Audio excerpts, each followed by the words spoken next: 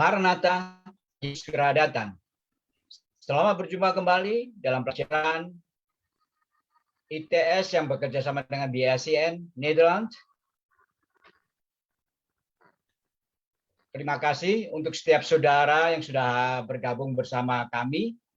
Saya Peter Subusepa dari Belanda mengucapkan selamat datang bagi Anda, bagi yang sudah hadir di Zoom meeting maupun di FB Live. Bagi Anda yang ingin bergabung Zoom, di kami 5958-230-282, passcode 5E kecil, 8J besar, 9B besar. Saya ulangi, 5E kecil, 8J besar, 9B besar. Saya ingin teman-teman yang ada saat ini, ada pastor senior kami, Pastor Wanda Dumas dan Pastor RSH yang ada di Sydney, Australia.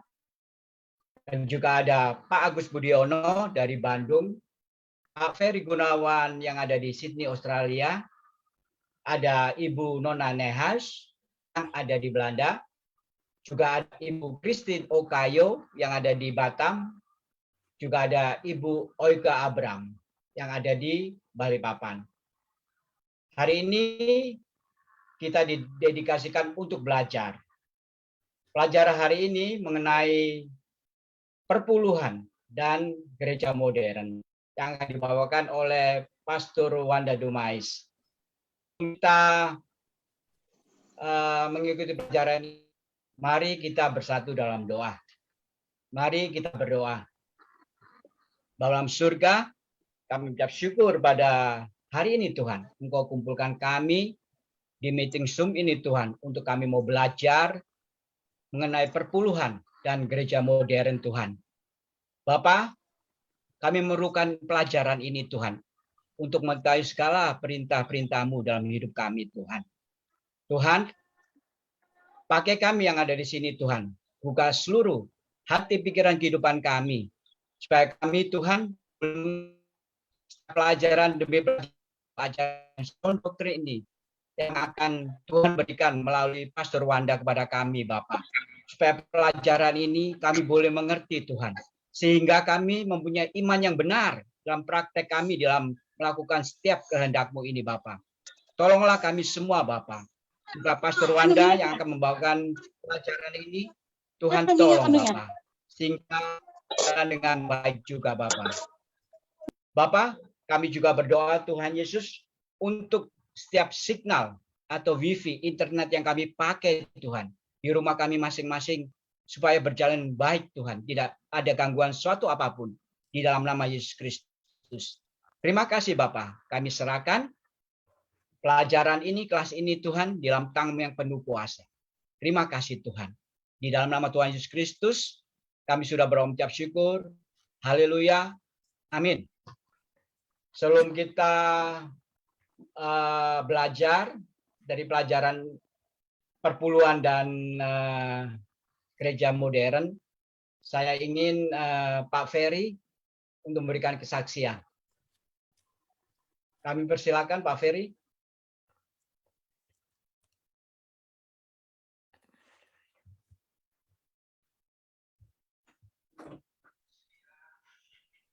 Ya, kesaksian saya ya untuk maksudnya yang untuk perpuluhan gereja modern ini Pak Peter begitu? Pak Peter? Ya. Ya, Pak. Ya, kesaksian ya ini ya maksud tentang perpuluhan ini ya kita harus dijalankan sesuai dengan apa yang Alkitab ajarkan saja gitu. Ya selain dari itu ya saya rasa itu kurang alkitabiah ya Pak ya begitu. Dan ya saya ada satu cerita juga waktu ini kejadiannya udah lama juga sih, ini dari saudara sepupu saya. Ya mereka ini keluarga ini bergereja di satu gereja ya, ada di Jawa Timur, tapi ya kita nggak usah sebutin lah gerejanya apa. Ya di gereja itu diterapkan perpuluhan begitu. Jadi setiap jemaat harus memberikan perpuluhannya tiap-tiap bulan. Ini kan di Indonesia kan ya begitu. Nah ceritanya, nah ini saudara sepupu saya nih ya tiap bulan tuh selama dia kerja usaha dia dapat untung. Ya untungnya tuh Sebentar Pak Ferry. Ya. Di sebelah Pak Ferry itu suaranya ribut sekali begitu. Agak susah kedengaran. Teman-teman, boleh dikecilkan sedikit atau gimana? Bentar, Pak. Bentar, Pak. Ya, dimatikan sedikit supaya enak teman-teman dengar. Masuk suaranya. Dikecilkan aja nggak apa-apa.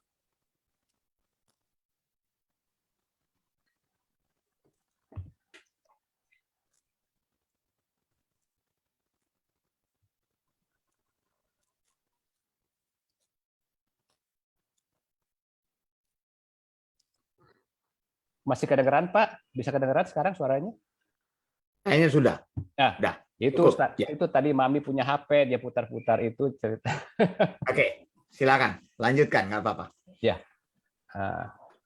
Nah, jadi keluarga ini, ya berhubung dia patuh, katanya begitu, sama apa yang itu pendetanya bilang, katanya gitu ya. Jadi dari usaha mereka ini, nah, tiap-tiap ada untung dari dia punya usaha atau maksudnya ada kelebihan itu ya, jadi uangnya itu ya dia kasih perpuluhan ke gereja itu katanya gitu.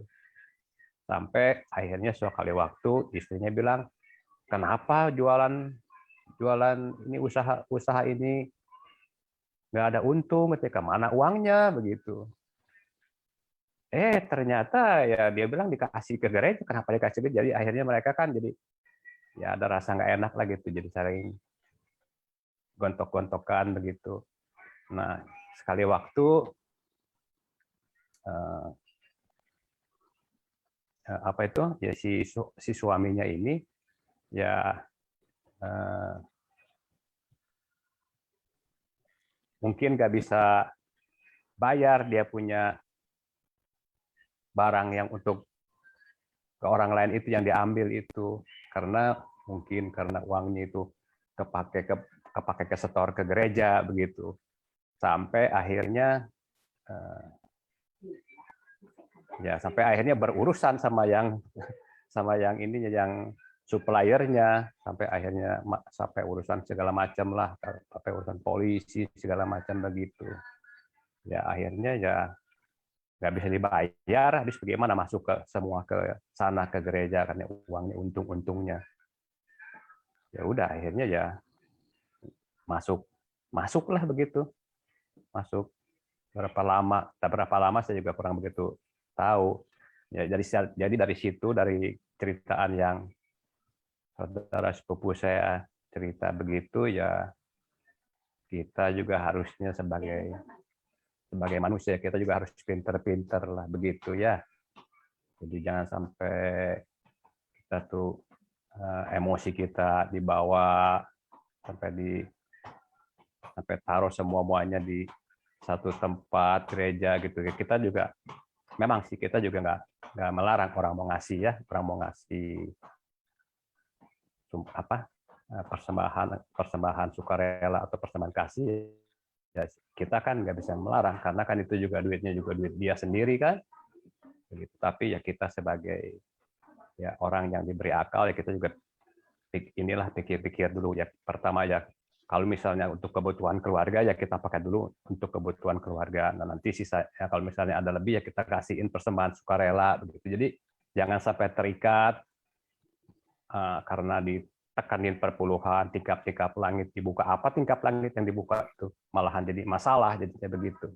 Jadi ya itu. Nah, setelah dia masuk ke situ, boro-boro katanya gitu, dilihat sama panditonya katanya gitu, diteleponin juga enggak katanya begitu, nggak ada yang mau lihat dia kemana tuh, masuk kemana, ceritanya bagaimana, nggak ada yang mau lihat sampai bagaimana juga akhirnya. Akhirnya ya udah, dia salah sendiri pikiran kan ya, karena kenapa bisa dibohong-bohongin begitu. Begitu. Jadi ya itulah cerita kesaksian saya ya. Jadi maksudnya kita boleh kita kasih persembahan sukarela lah istilahnya, jangan sampai ditekanin ada perpuluhan. Jadi kan kalau misalnya ditekanin perpuluhan itu kan kita harus kasih setiap minggu, setiap bulan kan di sana. Jadi kita juga ada beban jadinya begitu. Kita perlu ini, perlu apa-apa, terus dipikirin perpuluhan, serba salah jadinya. Begitu aja. Ya orang ya gereja sih ya mau aja terima duit.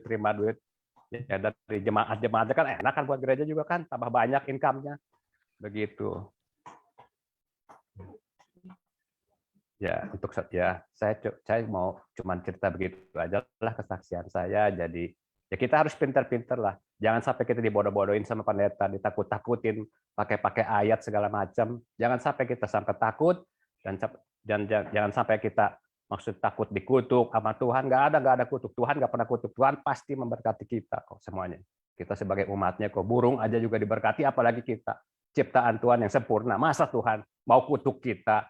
Berarti itu nggak mungkin lah itu. Jadi kita harus pintar-pintar sekarang ini, apalagi zaman pandemi kayak begini, apalagi memang uang susah lagi dicari, apalagi dan kita mesti kasih perpuluhan, kita mesti pikir dulu lah, perpuluhan modern begini. Jadi perpuluhan modern, gereja modern gini kan, kita mesti berakal budi lah gitu.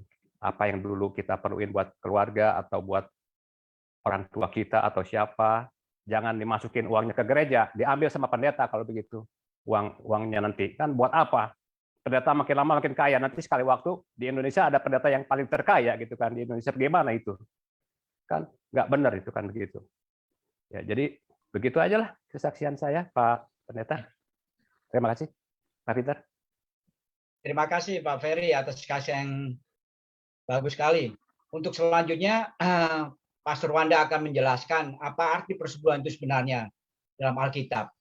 Kita harus tahu benar-benar ini, karena kita harus sungguh-sungguh mengikuti ajaran yang sound doktrin, ajaran sehat ini. Kami persilakan Pastor Wanda untuk menyampaikan pelajarannya pada hari ini. Saya persilakan Pak Wanda. Baik, terima kasih untuk Pak Peter dan Pak Ferry. Memang persepuluhan ini identik dengan gereja modern. Jadi memang kita sengaja mengambil judul persepuluhan dan gereja modern. Persepuluhan di gereja modern itu memang bentuknya uang, begitu ya. Itu satu. Kedua, cara memberi persepuluhan itu adalah dengan memotong 10% dari income atau pendapatan. Begitu ya. Karena diajarkan bahwa 10% itu harus diambil dari semua penghasilan yang ada. Jadi kalau Anda seorang pegawai, Anda mempunyai penghasilan setiap bulan, itu langsung dipotong 10%. Lalu ada hasil-hasil yang lain lagi, kan bukan cuman hasil dari gaji, ada juga hasil-hasil sampingan, mungkin Anda berbisnis, Anda melakukan usaha, misalnya menjual tanah, atau Anda ada tiba-tiba sebuah prospek, ada yang pesan tiba-tiba, misalnya tiba-tiba Bu Nona diminta orang, bagaimana Bu Nona? Saya mau pesan kue, Bu Nona. 5.000 biji panada begitu untuk hari Minggu. Nah, kan dapat keuntungan dari situ. Nah, itu juga dipotong begitu hasilnya. Gitu. Jadi persepuluhan modern itu semua penghasilan itu akan dipotong 10%. Nah, ini menimbulkan pertanyaan kepada kita. Satu, dari mana konsep 10% itu diberlakukan kepada pendapatan kita? Pemotongan 10%, itu satu pertanyaan. Begitu. Orang tidak keberatan untuk memberi, tapi persoalan ini harus dijelaskan lebih dulu. Begitu. Karena setiap orang, setiap kita itu paling enggak kita punya penghasilan dari apapun. Meskipun kita bukan pegawai, ada istri yang kerja di rumah, dia dikasih uang oleh suaminya tiap bulan. Jadi itu dipandang juga mendapat penghasilan. Ada ibu-ibu yang sudah tidak bekerja, dia tinggal dengan anaknya, dikasih anaknya setiap bulan. Nah, itu juga dianggap penghasilan. Begitu. Ada orang yang kerjanya sebagai pengacara, pengangguran tapi banyak acara. Ya, karena banyak teman-teman panggil-panggil juga, ada banyak juga bisnis-bisnis sampingan, itu juga ada penghasilan. Jadi semuanya harus dipotong 10%. Nah, kasus tadi yang disampaikan Pak Ferry ini menimbulkan sebuah pertanyaan, apakah memang begitu gereja memungut uang dari jemaat? Ini harus dijelaskan begitu. Dari mana angka 10% tersebut? Coba kita secara jujur kita memikirkan hal ini. Ya, saya akan tunjukkan kepada kita berkaitan dengan tesis persepuluhan. Jadi tesis persepuluhan itu sekarang harus ditanya 10% dari apa? Apakah semua penghasilan kita harus dipotong 10%? Kalau semua penghasilan dipotong 10%, berarti itu bukan 10% lagi. Betul nggak? Anda punya gaji, kemudian Anda punya bisnis sampingan, kemudian Anda menjalankan juga usaha-usaha lain. Berarti 10, 10, 10, 10, 10. Kalau ada 5 usaha, maka sebenarnya 10 kali 5 sama dengan 50%. Sebenarnya kan? Itu satu. Kemudian yang kedua, yang harus dipikirkan adalah pembayaran 10% itu untuk siapa? Begitu. Apakah kita pernah bertanya hal ini? Pembayaran persepuluhan untuk siapa? Nanti kita akan diskusikan ini lalu kita masuk lagi. Lalu bagian yang ketiga, pembayaran 10% ini untuk apa? Oke, 3 pertanyaan ini kita pikirkan dulu. 10% dari apa? Supaya kita bisa memecahkan kasus yang terjadi di gereja modern. 10% dari apa? Kemudian pembayaran 10% kepada siapa? Lalu 10% itu untuk apa? Baik. Saya akan bertanya kepada teman-teman supaya teman-teman bisa memberikan pendapat dulu. Silakan. Pak Agus. 10%-nya menurut Pak Agus dari apa gitu? Silakan. Kalau bicara 10%, bagaimana kita menyelesaikan ini? Apakah dari sertifikat rumah? Apakah dari hasil usaha restoran? Apakah hasil gaji bulanan? Apakah 10% tunjangan dari orang tua? Ada siswa, mahasiswa yang mendapatkan uang dari orang tuanya. Harus bayar kos, bayar kuliah.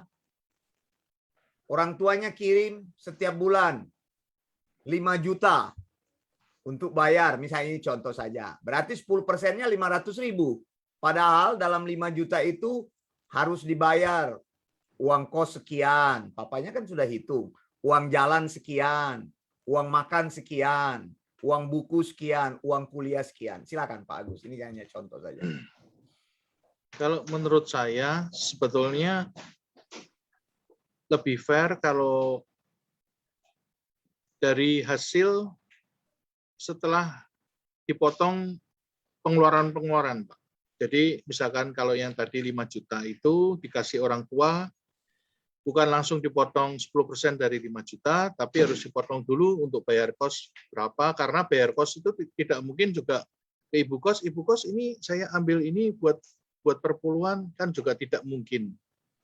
Jadi harus bayar, kita bayar kos misalkan sebulan 500.000 ya kita harus bayar ke ibu kos 500.000 atau ke bapak kos 500.000, nggak mungkin dipotong cuma bayar 450. Terus kebutuhan makan kita harus kan makan juga 1 hari 3 kali dalam 1 bulan udah pastilah, belum jajan, kita harus sisihkan dulu uang itu. Terus untuk kebutuhan apa lagi kita harus maksudnya ya untuk menabung lah, mungkin kita menabung karena kan anak kos kan mungkin juga perlu menabung sedikit. Dari hasil itu mungkin sisanya mungkin cuma 500.000. Ya dari kita kalau mau ngasih perpuluhan ya dari sisa yang bersih itu 500.000. Oke, berarti Pak Agus tadi memberikan sebuah pendapat bahwa angkanya tetap 10%, begitu ya? Ya, Angkanya cuman tetap 10%, cuma dipotong dari kotor, begitu, ya. setelah disisihkan. Oke. Jadi Pak Agus tetap mempertahankan angka 10%. Baik. Nanti kita akan selesaikan hal ini. Kemudian teman yang lain, silakan. 10% dari apa? 10% bayar kepada siapa? 10% untuk apa? Silakan. Kalau saya 10% itu dari gaji saya, Pak Pastor, waktu itu. Terus pembayaran 10% caranya langsung dipotong. Ya, saya potong dari gaji bruto, gaji neto saya yang saya terima tiap bulan. Langsung dipotong ya. Katakanlah gaji misalnya kita ambil angka imajiner 500, 10 ya, juta 500. itu. 10 juta Ya. dipotong 10%, 1 juta itu. Iya, 1 juta Ya. saya kasihkan gereja. Tiap bulan ya. Iya. Selama berapa tahun Jadi, Bapak membayar itu? Saya sudah dari tahun ya hampir saya bergereja di sini itu hampir ya 20 tahun mungkin ya, Pak. 20 tahun dan setiap bulan itu harus memberi, tidak pernah alpa atau bagaimana? Dalam ya, berapa ya, lama mungkin Bapak continue? Saya mungkin ya selama 1 bulan 1 tahun mungkin 2 kali lah nggak bolong lah. Bolong ya, berarti rata-ratanya 10 bulan. 10 Iya. bulan dikali 20 tahun. Iya. Iya kan? 10 dikali 20 ya. Iya. Jadi 200 bulan. Oke, baik. 200 bulan kalau kali 1 juta itu 200 juta. Iya. Sudah masuk ke gereja, itu contoh aja. Baik, dari penghasilan langsung. Baik, silakan teman yang lain. 10% dari apa yang Anda pahami? 10% kepada siapa? 10% untuk apa? Apakah Anda mempertanyakan 10% untuk baik. apa? Silakan. Setahu saya, apa yang kita sudah lakukan. Pengalaman, jangan setahu. Pengalaman ya, Ibu Christine pengalaman. pernah membayar persepuluhan? Bisnis, Pak. Kita kan pedagang ya. Oke. Kita kan pedagang. Lalu 10% itu adalah dari keuntungan kita. 10% keuntungan, oke. Dari keuntungan kita. Baik. Jadi udah bersih. Jadi gitu. hasil bersih ya? Ya, hasil hasil bersih. Jadi 10% dari hasil bersih. Lalu kita sisihkan, kita berikan kepada gereja. Dan kalau ada persembahan lain-lain, persembahan ini itu tuh beda lagi. Jadi pasti kita tambahkan lagi. Gitu. Kita yang maksudnya kita ini Bu Christine atau dengan keluarga? Saya. Berarti saya ya, jangan pakai kita. Saya. Iya, saya. Iya. Selama berapa tahun itu bergereja? Lama, Pak. Lama. 14 tahun ada. Iya, lama. Sejak kapan berhenti? Waduh, baru 6 tahun inilah. 6 tahun berhenti. Sejak Iya, nggak dikasih sejak anak-anak mendengar lagi. persepuluhan, pengajaran persepuluhan, atau berhenti karena ada alasan tertentu? Oh, kalau persepuluhan tetap jalan terus. Tapi berhenti itu sejak saya mendengar ini. Saya sejak belajar. Oh, Berhentinya berhenti. sejak belajar. Jadi terakhir saya masih beribadah di gereja itu saya masih memberikan. Saya ini. Lalu iya, waktu terakhir itu saya cucu saya masih sakit di rumah sakit, itulah yang kecil yang meninggal itu. Saya masih memberikan. Lalu setelah saya mendengar dari Pak Wanda bahwa perpuluhan itu tidak alkitabiah, saya mulai tarik gitu, tarik break gitu ya, Ya. mundur gitu, ya mundur gitu. Oke. Maksud saya meneliti dulu ini benar apa enggak benar gitu. Baik. Lalu setelah saya tahu, saya ambil kesimpulan yang enggak memberikan perpuluhan lagi. Baik. Jadi ada pengalaman-pengalaman memberi persepuluhan ya. Jadi 10% itu rata-rata yang saya pahami di sini adalah memberi dari hasil bersih. Begitu ya, bukan hasil kotor ya. Bukan bruto tapi neto gitu ya. Nanti teman-teman lain kita akan tanya lagi. Nah, balik lagi kepada tesis persepuluhan ini, makanya sekarang harus diingat dalam kepala kita 10% itu dari apa? Itu dulu. Terus pembayaran 10% itu kepada siapa? Terus pembayaran 10% itu untuk apa? Nah, ini akan menentukan arah pemahaman kita tentang persepuluhan. Gitu. Karena kalau saya dengar tadi ada dua pandangan. Kalau Pak Agus mengatakan bahwa persepuluhan itu harus diambil dari kotor. Karena contohnya, kalau ada orang yang penghasilannya itu memang sudah pas terhadap kebutuhan atau pos-pos tertentu, lalu dipotong 10% dari neto itu, maka akan terjadi hole yang besar sekali di dalam budgetingnya. Gitu ya. Nah, ini tidak bisa diselesaikan tentu dengan iman, atau orang bilang ya beriman saja nanti Tuhan cukupkan dan sebagainya. Berarti konsep persepuluhan ini dari sini kita sudah lihat sudah tidak alkitabiah sebelum kita mencari garis yang lain. Tapi saya setuju dari pikiran Pak Agus bahwa sebenarnya ada pos yang harus kita sisihkan untuk charity. Gimana? Setuju nggak? Di dalam pengalaman beriman kita harus ada pos charity. Artinya bahwa kita itu mempunyai tanggung jawab sosial. Gereja itu kan sosial. Lembaga sosial. Bahwa kita menghidupkan pelayanan itu, bahwa kita mempunyai tujuan untuk membangun organisasi itu, bahwa kita mempunyai keyakinan bahwa apa yang kita perjuangkan dari organisasi itu akan kita salurkan untuk hal-hal yang berguna. Begitu. Karena hidup itu kan seperti itu. Ada yang meninggal, kita memberi. Begitu. Nah, maksud saya ketika Anda stop persepuluhan, Anda tidak boleh stop tidak memberi. Bisa paham nggak? Kalau saya mengajarkan persepuluhan itu tidak alkitabiah lalu Anda stop memberi, maka pengajaran saya tidak akan sampai pada sasarannya. Nah, inilah yang saya takutkan. Kenapa? Karena mempunyai efek negatif. Ketika Anda mendengar persepuluhan tidak alkitabiah, maka Anda menaruh curiga kepada seorang pendeta bahwa tidak bisa saya memberi sekarang, saya sudah tahu bahwa persepuluhan itu tidak alkitabiah, maka saya akan stop untuk memberi. Atau saya katakan, saya akan memberi kalau ada sisa. Nah, sekarang saya tanya, sampai kapan hidup kita punya sisa? Kalau kita tidak menyisikan. Ini pertanyaan yang penting. Makanya saya sebagai pendeta, saya mengajarkan. Saya juga memberikan uang untuk mendukung pelayanan. Karena apa? Kita harus menghidupkan pelayanan itu bersama-sama. Kan saya sudah khotbahkan bahwa hidup ini adalah memberi, bukan meminta. Betul nggak? Karena ada ayat Alkitabnya, agrapa. Memberi lebih baik daripada menerima. Ini bisa paham nggak pola pikir ini? Agar jangan ketika kita mengerti tentang persepuluhan yang sudah tidak alkitabiah itu, dan memang tidak ada persepuluhan yang alkitabiah karena persepuluhan ini untuk orang Israel. Satu.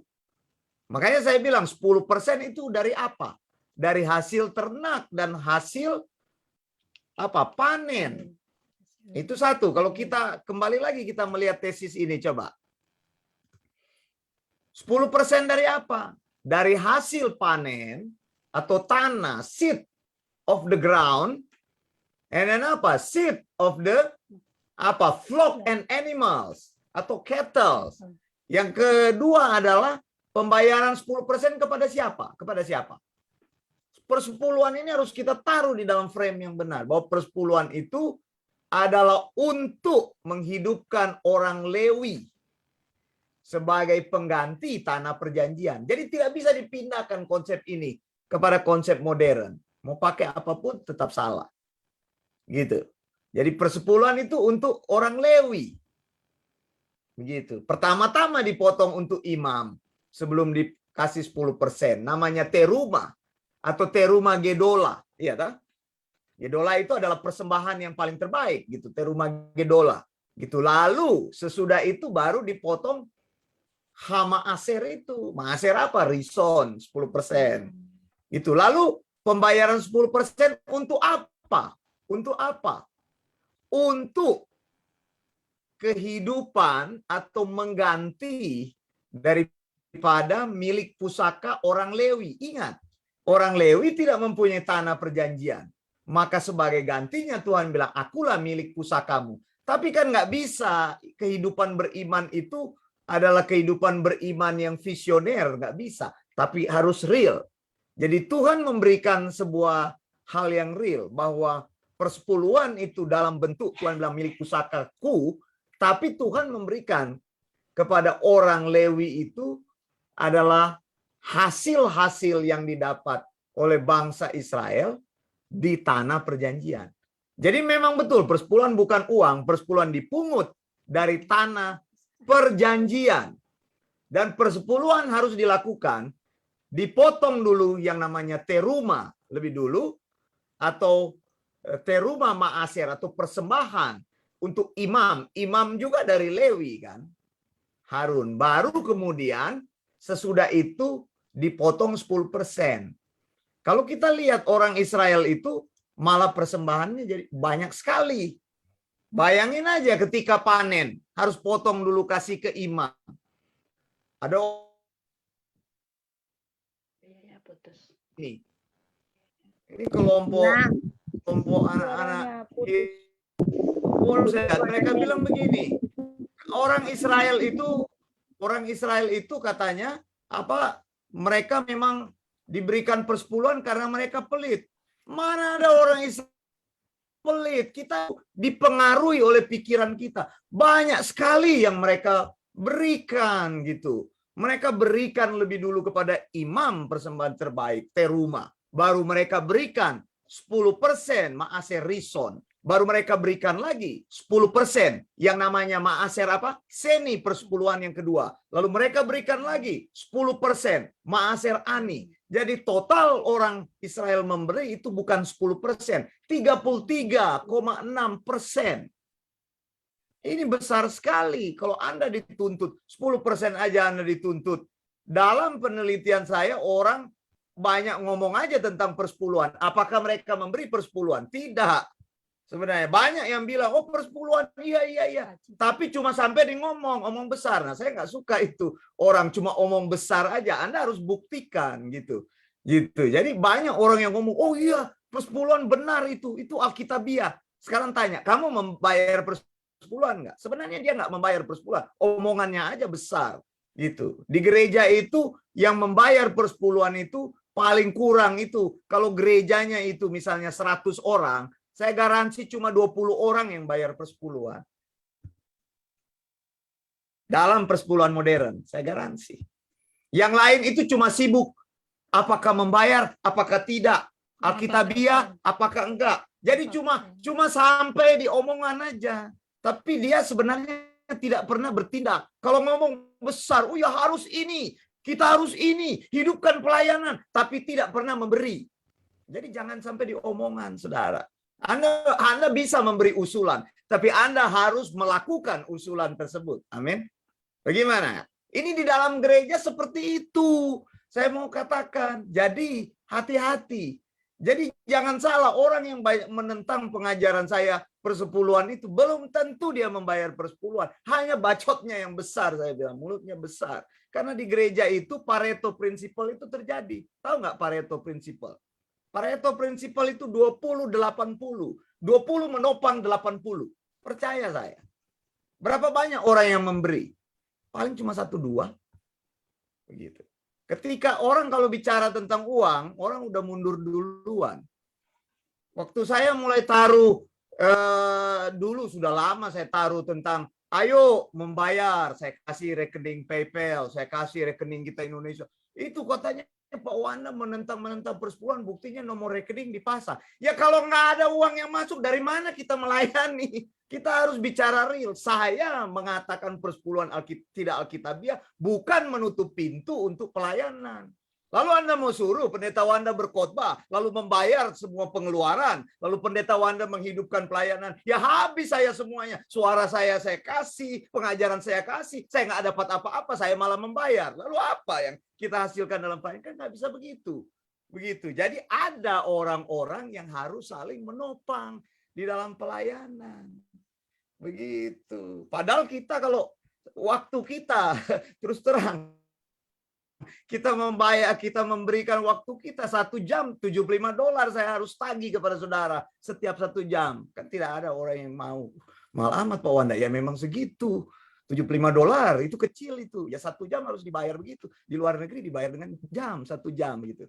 Jadi maksudnya seperti itu. Nah sekarang kembali lagi kepada persepuluhan. Saya memakai konsep tadi yang Pak Agus bilang betul itu. Jadi charity itu harus ada di kepala kita. Dalam hubungan bermasyarakat, orang mati pun kita memberikan amplop. Begitu. Saya memberikan, orang yang saya kenal atau tidak kenal ya, kalau kita diundang pergi ke orang mati ya kita kasih lah. Begitu, sebagai simpati kita. Lebih baik saya kasih uang daripada saya kasih bunga. Misalnya pikiran saya selalu simpel, uang lebih berguna untuk mereka daripada bunga. Nanti bunganya biar ditaruh besar-besar nama pendeta Dr. Wanda dari Australia. Nah itu nggak akan jadi apa-apa. Nanti lama-lama sudah habis dibawa ke kuburan. Lebih baik kita kasih uang. Dan orang itu akan senang, begitu kan? Atau kalau dulu di Indonesia, dengan tidak mengurangi rasa hormat kami, hendaklah buat tangan Anda tidak dalam bentuk hadiah. Betul nggak? Kalau ada orang menikah dulu kan? Bagaimana? Yang di undangan itu. Jadi tradisi sudah berubah. Saya bicara dengan orang-orang tua dulu. Iya, waktu kami menikah itu banyak sekali panci di rumah kami. Iya kan? Orang kasih panci. Begitu kan? Masalahnya begini. Masalahnya betul kita kalau orang mau menikah kita kasih panci betul. Tapi kalau yang datang 50 semuanya kasih panci, ya masa mau makan panci di rumah dia baru mau jualan panci. keluarga mereka. Makanya orang mulai berpikir hal yang simple tapi bisa mendorong. Lebih baik kasihlah sesuatu yang kita bisa ubah. Atau lebih baik kalau Anda mau memberi kasih tahu dulu mau memberi apa ya, begitu ya, gitu.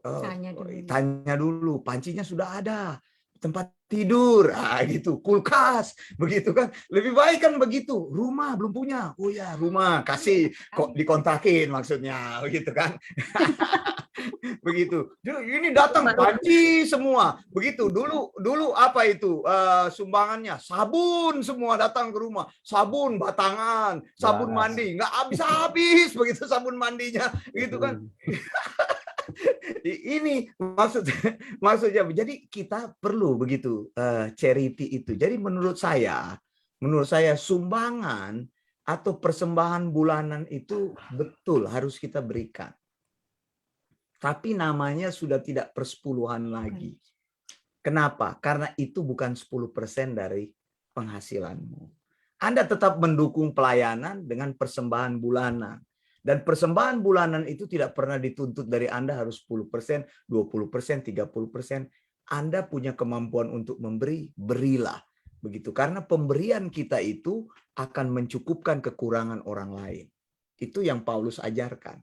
Jadi kita juga tidak bisa bilang persembahan sukarela, tapi sesukarelanya kita tidak pernah merelakan. Nah ini persoalannya. Kita selalu bilang free will give, free will give. Semangat kita kalau diajarkan free will give. Tapi free will-nya itu cuma sampai di hati. Free will, free will, free will. Tapi will-nya nggak pernah ada. Will-nya nggak pernah ada. Itu kan harus mencukupi kekurangan orang lain. Kenapa? Kalau kita mau membantu mahasiswa-mahasiswa yang mengikuti sekolah Eleos, mereka tidak punya pulsa. Bagaimana caranya kalau kita tidak punya uang untuk memberikan? Kita harus. Dan kita juga akan melakukan appeal kepada orang-orang. Orang-orang terserah mereka mau bilang, pendeta Wanda mah, dia bilang persepuluhan nggak berlaku. Habis itu dia pasang-pasang nomor rekening. Ya terus bagaimana? Anda mau hidupkan pelayanan dengan apa? Injil itu gratis. Tapi untuk membawa Injil itu kita membutuhkan pipa untuk mengalirkan air itu sejauh mungkin. Amin ya, harus begitu. Bukan untuk memperkaya pendeta. Kecuali Anda melihat hidup pendetanya sudah levis begitu, wah itu sudah gaya hidupnya sudah ekstravagan begitu, hidupnya sudah dimension begitu, anaknya sekolah di luar negeri semua ya karena hidup dari persepuluhan, rumahnya itu besar ada di mana-mana. Bahkan saya dengar ada orang yang tinggal di Indonesia dia punya properti di Australia. Australia mahal sekali loh propertinya. Di Sydney mahal sekali. Kalau ada pendeta yang punya properti di Australia, di Sydney, saya angkat jempol. Berarti memang dia kencang berkhotbah persepuluhan. Begitu. Kalau kurang jemaatnya memberi, dia akan pakai penglihat. Suruh khotbah. Orang bilang, hai anakku, akulah Yesus Tuhanmu. Berikanlah persepuluhan. Supaya pintu berkat terbuka. Engkau tidak memberi, hari ini juga engkau terkutuk. Begitu. Berilah semua engkau beri, maka Tuhan akan membuka pintu-pintu berkat bagi. Nah, itu pasti itu ada begitunya begitu. Tapi kita tidak melakukan itu. Jadi yang tadi 10% itu kita tesisnya sudah gampang ya kita bangunnya. Jadi bagaimana? Konsep ini bisa jelas ini? Bisa jelas tadi seperti yang Pak Agus sampaikan, saya setuju. Saya setuju. Jadi mahasiswa pun atau orang miskin pun mempunyai dignity untuk memberi. Amin ya. Jadi memberi itu, Amin. memberi itu melampaui status sosial. Anda tidak punya pekerjaan, Anda penghasilannya kecil, Anda tergolong orang miskin, tapi kita punya tanggung jawab sosial untuk bersama-sama menghidupkan pelayanan. Jadi konsep persepuluhan ini memang harus kita hapus. Begitu. Sampai sini silakan. Teman-teman lain yang ingin memberikan pendapat, silakan. Bu Nona dari Belanda, silakan. Saya punya cerita, punya kesaksian. Jadi ini mengenai perpuluhan. Silakan. Jadi waktu itu kakak saya sakit kanker. Dan waktu itu sempat membaik dan akhirnya sudah sembuh pulih, bukan sembuh lah, dia sudah sehat kembali. Lalu tiba-tiba sakit kembali. Lalu tiba-tiba ada penginjil datang, saya tidak tahu dari mana. Lalu dia bercerita sama kasih kebaktian dan lain-lainnya di rumah kakak saya. Setelah itu dia bilang bahwa dia punya penglihatan bahwa sakitnya ini karena kakak saya tidak pernah memberikan perpuluhan. Saya setelah itu bukan membuat kakak saya jadi sehat, tapi malah jadi kepikiran gitu ya. Entah benar atau tidak kakak saya memberikan perpuluhan atau tidak, tapi memang konsep itu di keluarga kami perpuluhan sudah tidak kami jalankan. Karena kami melihat waktu itu kita melihat di keluarga kami masih banyak yang agak kurang, jadi kita men-split uang yang kami ada itu untuk membantu satu sama lain. Itu yang ada di keluarga kami.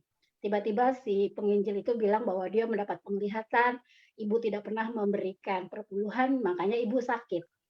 Akhirnya kakak saya setelah dia pulang, kakak saya telepon, saya cuma bilang ke kakak saya bahwa bagaimana dengan kisah yang di Alkitab tentang seorang janda miskin yang hanya bisa memberikan uang yang dia punya yang sedikit.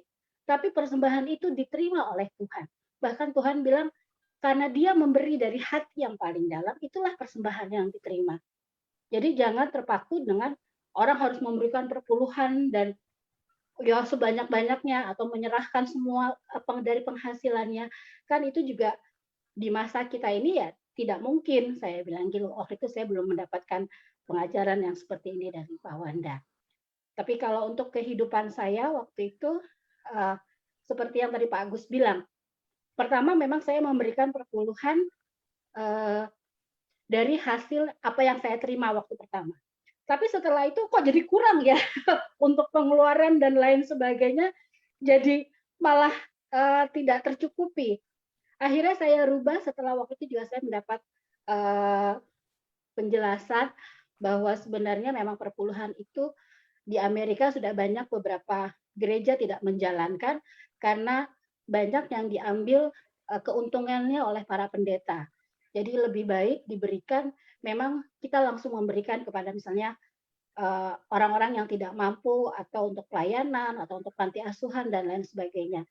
Akhirnya saya rubah dan saya menyisihkan setelah semua pengeluaran saya pos-poskan, lalu setiap minggu pun kalau misalnya memang dari yang sudah saya poskan ternyata ada lebih, itu saya sisihkan. Nah, itu akan jadi satu persembahan khusus ucapan syukur lah seperti itu, Bapak. Gitu aja sih. Baik. Tapi yang waktu itu bikin saya sakit hati itu ya waktu kakak saya dibilang itu oleh penginjil itu. Ya, jadi di Israel ada konsep begini. Persepuluhan itu memang hanya untuk pemilik ladang kan. Jadi the owner of the land. Jadi ternak juga ada di tanah dan juga pertanian. Tetapi di Bait Allah mereka mempunyai 13 kotak persembahan. Oke. Karena Ibu Nona tadi mengangkat hal itu, saya langsung merefer ke situ. Bukan diterima oleh Tuhan persembahannya, tidak. Tidak, bukan Tuhan menerima persembahannya, tidak. Tapi pada waktu itu Yesus melihat dari jauh.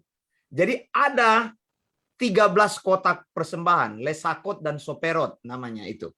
Macam-macam persembahan itu untuk korban. Jadi sudah tidak perlu lagi untuk membawa binatang, tapi dia tinggal menukar uang, masukkan. Begitu. Jadi untuk keluarga-keluarga kan dituntut juga itu persembahan binatang sebagai korban. Itu. Jadi ditukar uang. Makanya dulu di zaman gereja itu, zaman Yesus itu ada banyak penukar-penukar uang. Maksudnya apa? Penukar uang, jangan salah.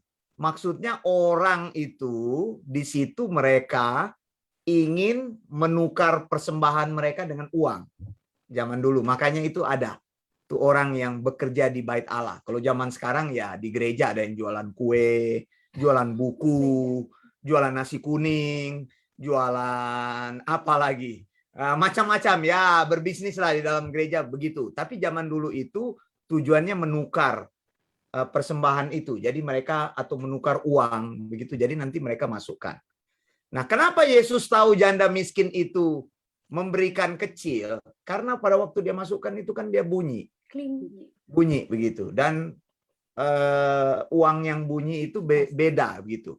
Karena dia bunyinya itu ya karena dia persembahannya ya yang murahan, Anda kan dapat tahu, Anda ketahuan kan gitu persembahannya berapa gitu kalau jatuhnya begitu ya.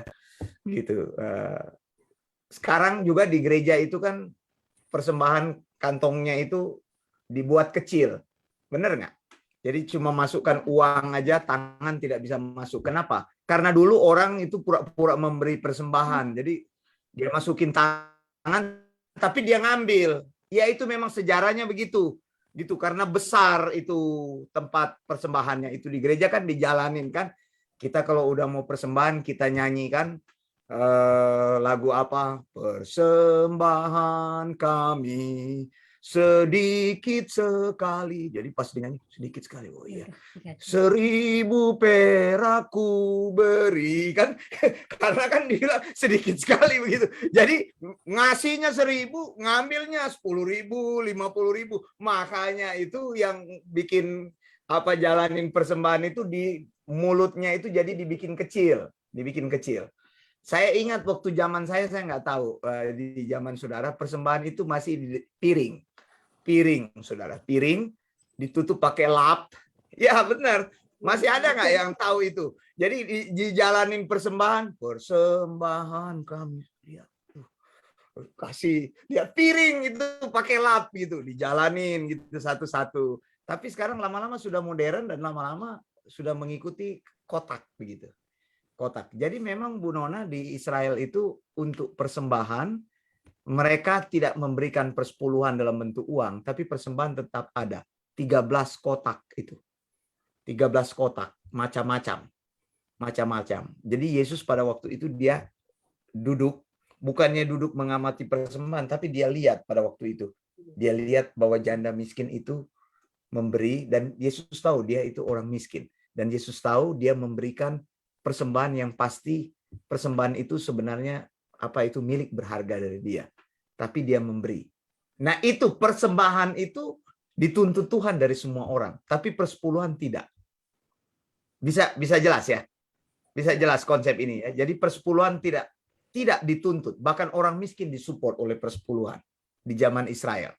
Orang miskin, janda, orang asing dan sebagainya. Tapi persembahan, semua orang memberikan persembahan. Termasuk janda miskin yang Yesus bilang, dia cuma punya itu, dia kasih itu. Begitu. Baik, silakan. Yang lain, Pak Reimer, mungkin ada insight dari pengalaman. Silakan Pak Reimer.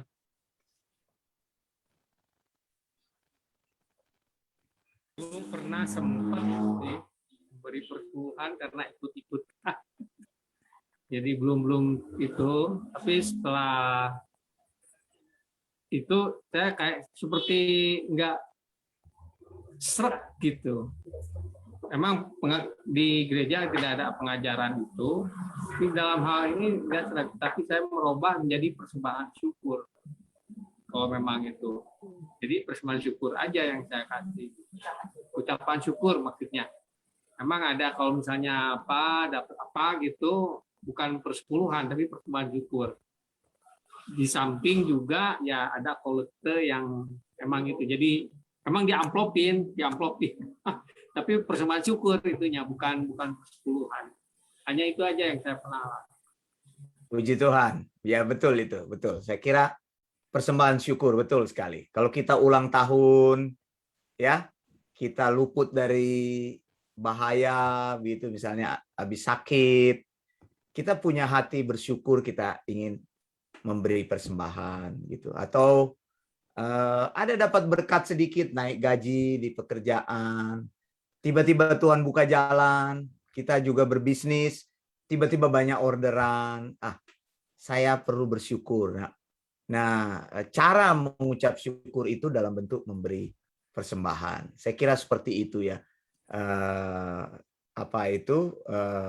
Seperti yang Pak Reimer sampaikan itu betul sekali. Teman-teman yang lain silakan, masih ada beberapa menit lagi kita diskusi. Bentar Pak. Oh ya, oke.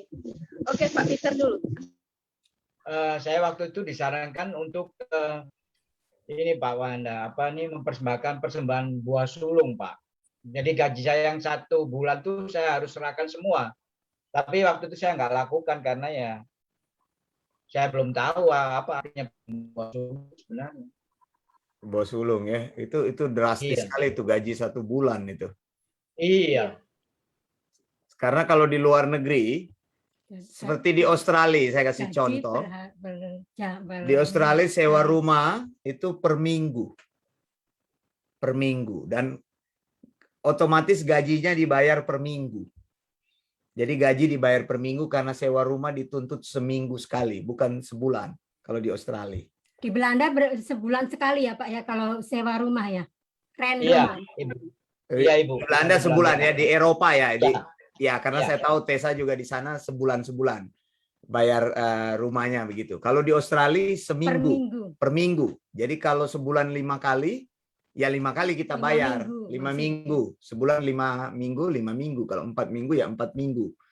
Jadi Iya. kalau bayangin Anda memberikan 1 bulan gaji, berarti ada 5 minggu rent Anda tidak bayar. Betul nggak? Kalau Anda menyewa rumah, misalnya Ya. $2.000 per bulan, katakanlah Anda punya gaji, itu katakanlah $3.000 gitu, katakanlah. Saya kasih contoh aja pakai dolar. Nah, sekarang Anda memberi $3.000 itu kepada gereja sebagai persembahan buah sulung.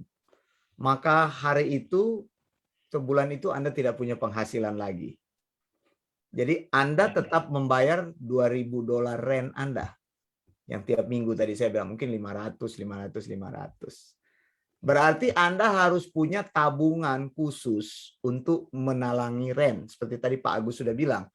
Nggak mungkin kita bilang kepada landowner kita atau landlordnya, saya ada bayar persepuluhan ini buah sulung. Boleh nggak ini rentnya nanti bulan depan? Mungkin bisa aja dia bilang rentnya bulan depan, tapi Anda terkejar dengan hutang. Betul nggak? Bulan depan Anda sudah punya hutang 1 bulan punya. Nah ini kebanyakan orang yang saya bilang akhirnya dia hidupnya terkejar dengan hutang. Kenapa? Karena pengeluarannya lebih besar dari pemasukan. Tapi kayaknya kalau di sini Pak, sepertinya kalau untuk menunda uang, Iya, nggak bisa. Artinya kan tadi harus punya uang cadangan, uang parkir untuk membayar tagihan itu. Kalau seandainya Pak Peter membayar buah sulung itu, dan saya nggak tahu ada gereja yang memberlakukan itu, berarti Anda harus ada parkir uang untuk 1 bulan punya. 1 bulan rent. 1 bulan rent. Karena kan otomatis Anda sudah bayar semua. Bukan cuma rent, makan, transport, dan pengeluaran lain kalau Anda masih sendiri. Tapi kalau Anda punya istri, punya anak, lain lagi ceritanya.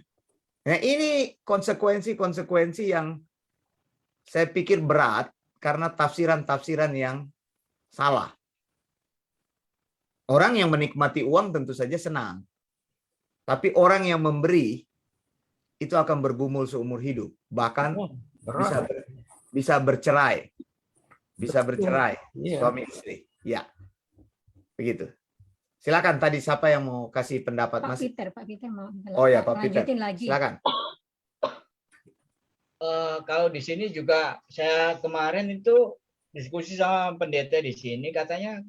Tapi saya juga belum mengalami ya, tapi dia bilang kalau kita memberi perpuluhan di sini, kalau nanti kita ngisi pajak di sini, uang kita akan kembali lagi, Pak. Gitu.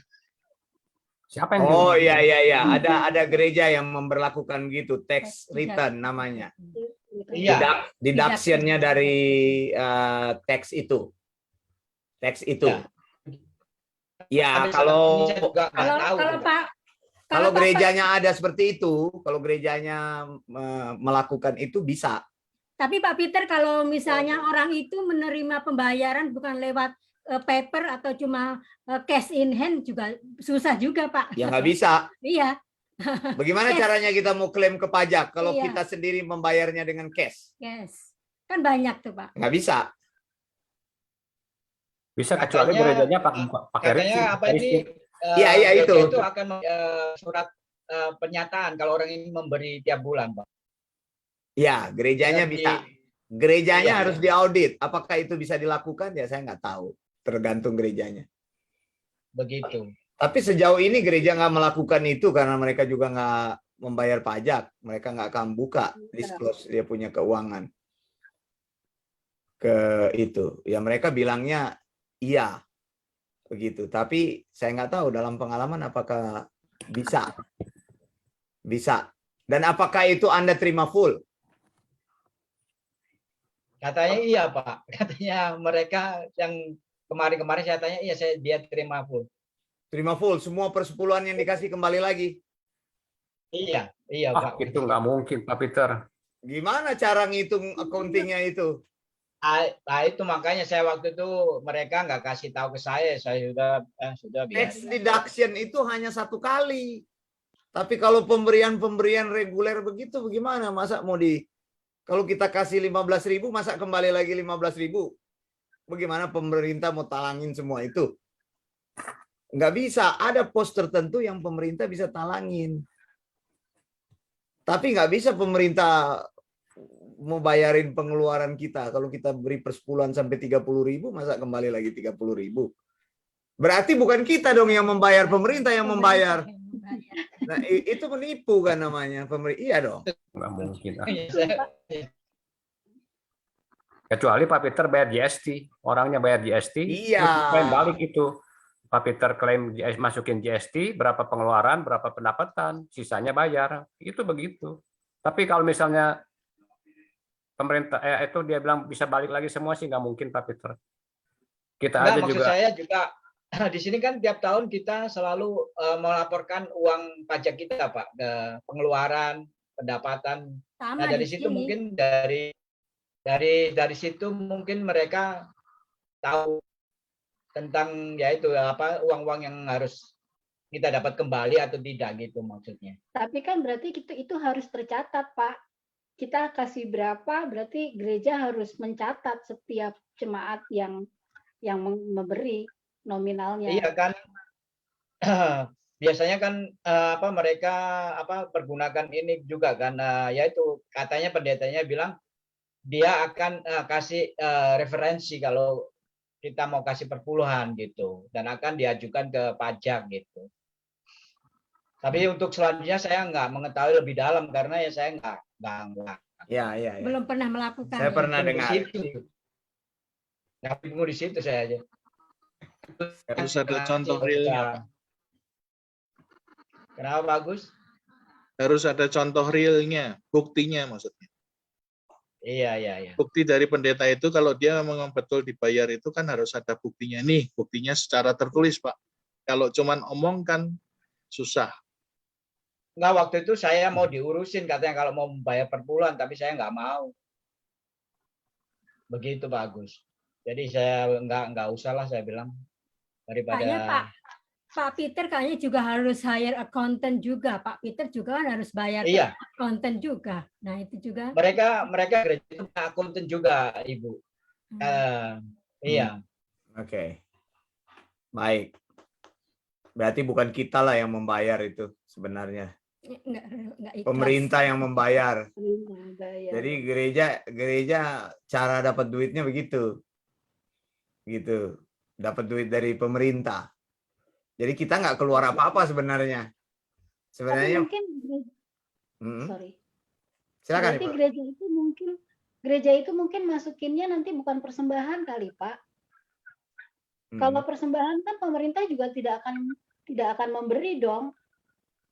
Ya, nggak tahu dia pos apa. Posnya jadi bukan pos persembahan. Pasti diakalin jadinya supaya bisa ada return tax-nya. Ya itu, tax return namanya, betul. Deduction setiap $1. Iya. Ada deduction-nya. Di sini ada, tapi untuk pendidikan aja. Iya. Terus kita di akhir itu kita memberi kepada itu ada juga, tapi tidak semua. Terus puluhan setiap bulan ya enggak gitu. Masa pemerintah mau bayarin kalau uang itu 30.000 keluar? Gitu. Pak Pendeta. Ya. Ya kalau perpuluhan sebenarnya sih ya kalau misalnya mau ngasih ya mau persembahan sukarela ya kalau mau kasih tapi kan harus ada ini kan ya harus ada ada maksudnya ada jalurnya gitu. Kita udah misalnya gereja dapat gereja kasih kemana, ke bantu kemana. Sekarang kan di Indonesia mana mau Pak Pendeta udah tarik perpuluhan sama jemaat, gereja mau bantu orang-orang yang miskin gitu, coba orang itu yang kekurangan coba boro-boro mau Kita bicara kenyataannya aja. Kita bicara kenyataan, jangan bicara segala macam. Sekarang aja lihat, mana ada gereja yang mau bantu kayak begitu? Mau kan ambil perpuluhan dari orang kan, dari jemaat mau. Ambil perpuluhan, ditekanin harus bayar perpuluhan. Coba dia gereja kasihlah kemana? Bukannya kita nih dari yang kecilnya gitu mesti kasih perpuluhan ke gereja. Gereja harusnya bantu ke yang udah tahu gerejanya besar. Masa mau ngambil perpuluhan lagi? Itu adil nggak? Saya tanya begitu. Coba itu siapa yang nipu itu? Saya tanya. Pendeta atau orang siapa? Kita nipu Tuhan atau pendeta nipu kita? Ayo, coba saya tanya. Gimana? Coba bagaimana Pak Pendeta pencerahan gimana? Ya karena konsepnya kan salah. Persepuluhannya untuk apa itu tadi saya bilang definisinya itu harus jelas. Digunakan untuk apa? Karena ya jarang mau digunakan untuk apa? beli rumah baru. Karena kalau persepuluhan apalagi gereja dipahami, kalau dipahami sekarang, kalau sudah memberi ya tidak boleh bertanya-tanya pengeluarannya di kemana gitu. Jadi takut gitu misalnya begitu. Kalau misalnya ini dibeliin rumah besar, mobil bagus begitu bagaimana itu? Coba. Yang diperas jemaat bagaimana itu? Adil nggak katanya? Jemaatnya yang bodoh. Nah, itu dia makanya kita sebagai orang jangan bodoh-bodoh makanya ya. Jangan dibodohin, jangan mau dibodoh-bodohin dong. Betul. Soal perpuluhan kayak begitu. Kita pikir Tapi dong. Tapi kalau sudah bawa nama Tuhan Pak Ferry, kalau sudah bawa nama Tuhan, jemaat deg-degan. Makanya jemaat harus belajar. Kalau enggak belajar ya jemaat bodoh lah. Ya memang betul, ya kan? Memang betul. Itu kan senjata pamukasnya kan kalau udah yang kasih jangan suka tanya-tanya lagi kan begitu. Jemaat kan takut Saya begitu aja kan. takut dulu. Nah, iya. Dulu saya aja takut kalau nggak kasih perpuluhan. Nanti berkat Tuhan tertutup untuk saya. Dulu saya sampai uang kuliah saya uang jajan saya potong 1/10. Iya, kan salah sendiri kan. Akhirnya kita kekurangan kan. Makanya memang harus belajar lah ya. Iya, kita harus berpikir dong. Otak kita buat apa dikasih Tuhan? Tuhan kasih otak sama kita buat apa saya tanya. Saya sih sempat pikir sih, teman saya sih kemarin ada ngobrol, dia bilang ya lumayan lah katanya. Dia gembala di salah satu gereja, saya nggak usah sebut lah. Iya. Baru 2 minggu lalu apa 3 minggu lalu saya jalan sama dia bilang, ya karena pandemi ini biasa sih saya masuk 20 sampai 30 juta lah per bulan katanya. Wah, enak sekali gitu loh. Dia terima enaknya, kita gitu. Makanya sudah belajar ya. Iya. Tidak akan pernah lagi mau kasih seperti itu. Tunggu. Contoh sekarang ya. Contoh nih. Misalnya satu gereja ini 100 orang, jangan jauh-jauh kan. Contoh ini. Setiap orang tuh minta kasih perpuluhan coba. Taruh kata seorang kasih berapa lah. Misalnya kasih 500.000, ada yang 1 juta kan. Kalau misalnya itu berapa orang misalnya yang ngasih, berapa duit coba 1 bulan dia dapat. Jelas nggak? Kita ngomong belak-belakan aja. Siapa itu? Jangan tutupin lagi. Kita ngomong secara real, secara nyata ini kan. Kalau misalnya satu orang kasih berapa 500 sampai 1 juta, ya pendetanya dianya yang enak, orangnya yang dipereskan. Itu adil nggak saya tanya? Kita ngomong secara. Jadi balik lagi lah Pak Ferry. Maaf ya Pak Ferry.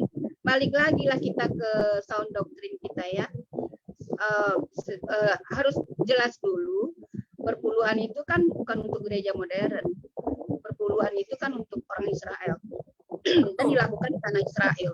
Lalu perpuluhan kalau mereka memperlakukan perpuluhan lagi, para pandito kita ini, saya pikir seandainya ini berandai-andai ya, seandainya pemerintah ikut mengaudit, apa nggak ke penjara itu? Ngeri loh, bahaya loh. Nah kalau sebelum itu terjadi, kita hanya berurusan dengan Tuhan toh. Tuhan kan Maha Pengasih toh. Ya kan ada kasih di situ. Lalu kalau bertobatlah cepat-cepat ya kan. Lalu kalau mau menuju jalan ke situ, lihatlah ke bawah ke jemaat yang di bawah itu.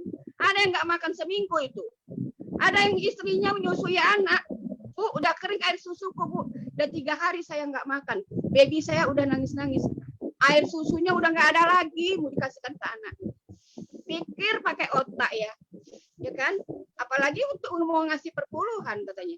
Babyku aja nggak ada minum susu 3 hari. Istriku udah 3 hari puasa. Coba mikir, ya kan? Seandainya pemerintah ikut mengaudit, aku rasa ke penjara. Tapi auditlah diri kita masing-masing ya, para pendito ini, ya. Termasuk saya sendiri. Ya. Baik. Sekarang saya kira sudah, kita tidak masuk terlalu jauh dalam teknis itu. Ya, terima kasih. Tapi kita sudah membahas semuanya. Jadi inti yang saya mau katakan kembali lagi bahwa kita memang tidak melakukan persepuluhan itu karena itu bukan perintah Alkitab gitu.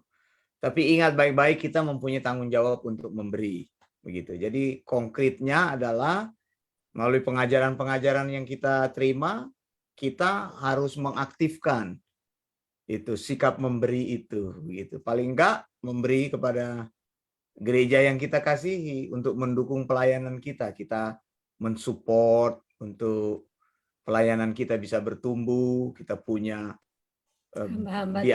BIC Kids, ya, kita punya BIC Sydney, kita punya BIC Netherlands, kita punya hamba-hamba Tuhan, ya, kita ada hamba Tuhan di daerah yang perlu kita kemudian support. kita juga memberikan internet juga. Kita memberikan internet data kepada orang-orang yang membutuhkan untuk sekolah ini supaya bisa hidup. Mari kita support begitu. Semuanya. Jadi terus apa lagi? Kebutuhan-kebutuhan lain termasuk membuka pelayanan-pelayanan. Saya ingin sekali hamba Tuhan yang melayani bisa begitu mendapatkan juga apa itu hasil begitu. Jadi bukan cuma dihargai, jual-jual suara begitu, 1 jam ngomong habis tidak ada apa-apa. Bukannya apa-apa, Injil itu gratis, tapi perlu menghargai. Mereka belajar, mempersiapkan otak mereka mencari sesuatu kan. Saya menuntut hamba-hamba Tuhan untuk konsentrasi, tapi juga bagaimana kalau saya tidak memberikan kepada mereka kesempatan untuk mereka berkembang gitu. Jadi semuanya akan kita support, termasuk gereja-gereja yang akan kita bangun begitu. Ini jadi dari saya kembali tadi ke yang Pak Agus bilang, perlu kita tiap bulan, Pak Reimer bilang persembahan syukur, bukan persepuluhan tapi syukur, belum persembahan setiap minggu. Ingat di Israel itu ada 13 kotak. 13 kotak loh, 13 kotak yang mereka kasih, dan janda miskin itu memberi persembahan meskipun dia miskin. Jadi memberi itu bukan karena kita kaya atau kita punya uang, tapi memberi itu adalah sebuah sikap begitu ya. Oke, baik, sampai di sini dulu untuk pertemuan kita. Terima kasih untuk semua yang sudah hadir, terima kasih untuk semua yang sudah berpartisipasi. Memang kalau mau bicara panjang, kita punya latar belakang masing-masing, punya pengalaman masing-masing. Kalau mau bicara kita akan emosional sekali karena terkait dengan hal-hal yang saya tahu. Karena ini pengalaman-pengalaman, bukan maksud saya untuk mempersalahkan hamba-hamba Tuhan itu. Ya mungkin karena kita belum dilengkapi, maka kita terjatuh dalam konsep mereka ya.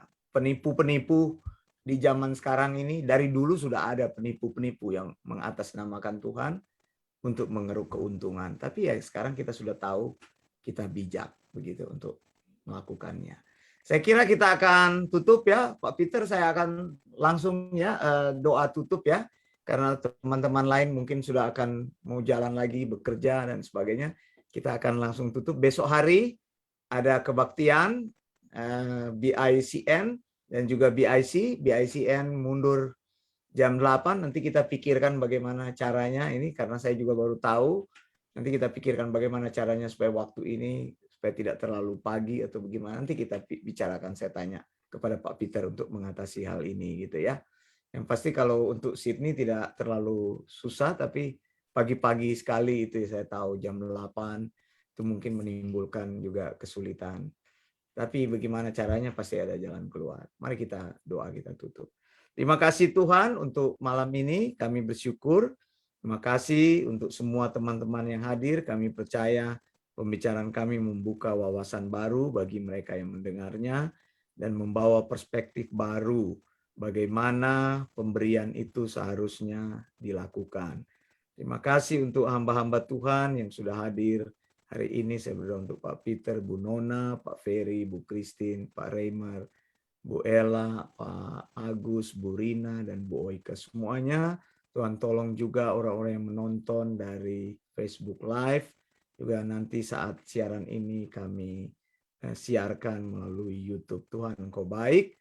Kami serahkan juga pelayanan besok hari dalam tangan-Mu. Syukur bagimu, sisa hari ini, waktu apapun yang akan kami manfaatkan, Tuhan tolong teman-teman kami. Di dalam nama Tuhan Yesus kami berdoa.